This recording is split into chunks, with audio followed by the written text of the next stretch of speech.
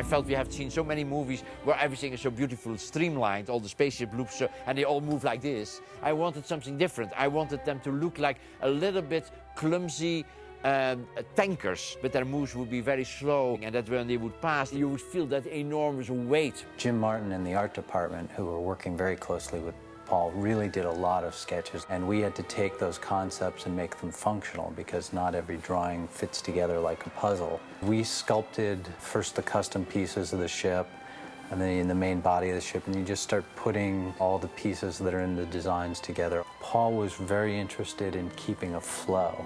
Unlike some effects films you've seen before where there are moments, see this moment, see that moment, this was much more like a ballet. Everything flowed from beginning to end. And when they hit, we want to get that sense of mass of these ships. They hit, they grab each other, they react to each other. And you see this, it's a slow motion car crash.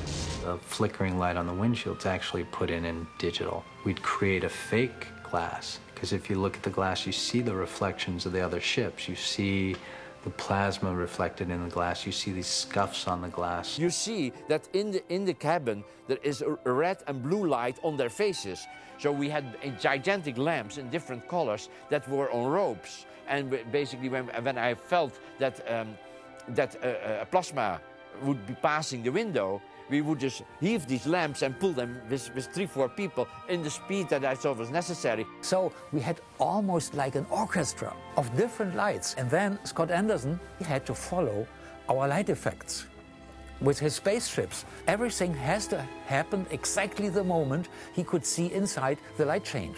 The Roger Young, I think, was a character in the film, something we wrote along with, told this story with, and it really had to come up with a different death. Paul's world is much more visceral. His logic is that if I don't show the pain of this destruction, then it's meaningless, it's gratuitous. Pain should hurt, violence should hurt, and even against a spaceship, it should hurt. Technically, to execute it was an amazingly large challenge. We literally took little cheapy digital models, we'd cut it into the cut of the film, and then took that animatics and took the digital data out of our computers and gave them to the motion control computers. We built the 18-foot ship, our largest scale ship, in 2 pieces. So we had the tail section, which is 9 feet long, the head section, which is 9 feet long. They were on these model movers that literally could pull the part of the ship apart. As the ships were coming apart, we had stop-motion rigs. We also had 2 stop-motion animators who literally, frame by frame, as the ship pulled apart, bent the metal pieces of the decks, created exploding decks, collapsing decks. You look at all those details, and it's, particularly when the film's woven together, it's easy to forget how much time and work goes into that.